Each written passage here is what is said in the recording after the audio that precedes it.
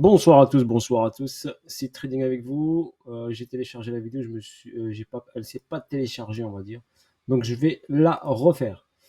Donc voilà, on va aller sur le Bitcoin. Comme je vous l'ai dit, ici on a eu un rejet, deux rejets, trois rejets. On n'a pas placé, comme je vous l'avais dit, sur les 25 200, une cassure avec une bougie forte comme ça.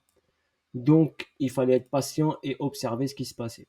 Ok, donc rejet, rejet, rejet. Tout en faisant ce rejet, on a créé un equal high. Donc un equal high, c'est quoi? C'est de la liquidité en attente. Donc c'est de la liquidité en attente qui doit être prise. Donc forcément, le prix, il va venir la chercher. Ok, donc là, on a quoi? On a une hausse, on a ici une grosse descente. D'accord. Ensuite, hop, on a retracé. On est venu ici, hop, sur le même niveau. On est descendu, on est remonté, on a comblé le déséquilibre, le price delivery, et après, on a cassé ce niveau-là.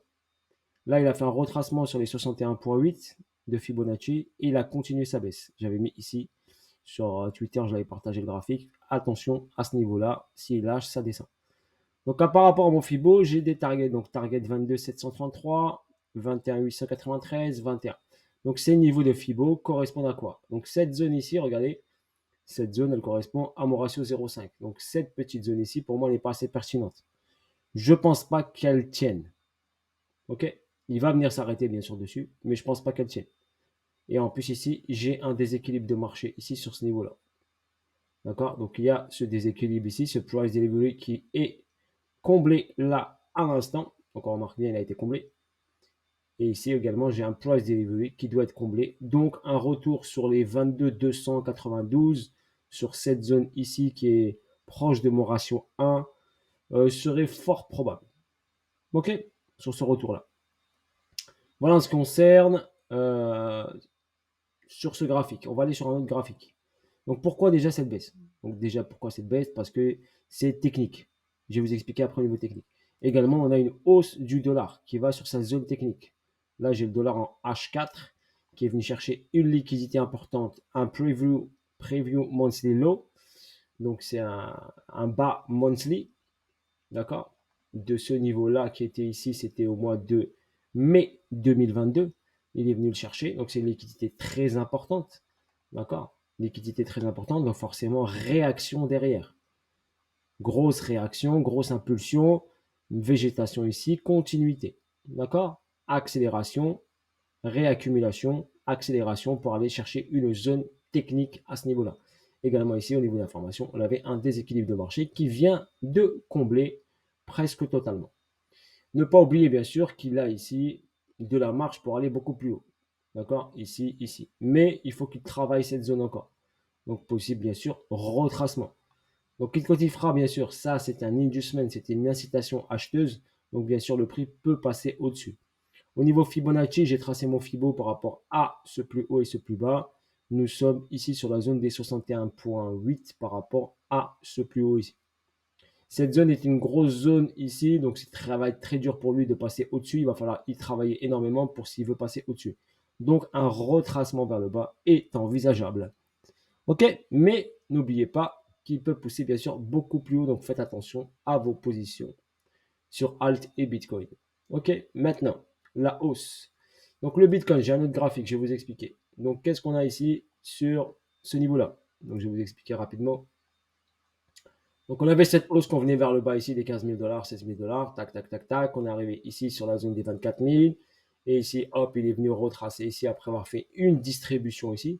Donc là, il a distribué. On remarque bien ici qu'il y a trois sommets, BC, UT, UTAB, distribution. On est venu ici distribuer pour créer cette zone-là. Ici, il a créé une grosse accélération haussière. Je vais passer en H4 pour mieux voir les bougies. Donc, grosse accélération ici haussière. Ok, après cette distribution. Et on a eu un shosh. On appelle ça un shosh. Un shosh, c'est un changement de caractère. Donc ici, l'actif était baissier à cause de la distribution. Et on a eu un changement de caractère, donc une accélération avec un gros délivrement du prix. Et quand on a un gros délivrement du prix, n'oubliez pas, quand on jette un caillou au plafond, eh ben, il retombe vers le sol. Donc ça, c'est de la liquidité avec un gros déséquilibre qui doit être prise. Donc forcément, le Bitcoin peut complètement retracer et revenir sur cette zone-là, ici, des 22 168. pour combler le price delivery. Logiquement, un price delivery doit être comblé totalement. Donc là, j'ai quoi sur mon Bitcoin? Ici, j'ai un choche, un changement de caractère, qui me donne une impulsion haussière. Donc une grosse intention d'aller vers le haut. OK? Ensuite, ici, j'ai quoi? J'ai une première secousse, une grosse secousse, qui définit un AR, donc un automatic rally. Si j'utilise Wyckoff, ça c'est un automatic rally. Donc j'ai un début de distribution.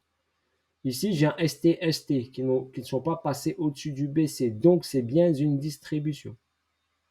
Et derrière, on a fait une deuxième secousse en 3 temps, donc A, B et C, qui a cassé ici le niveau du AR et qui va sur le saut.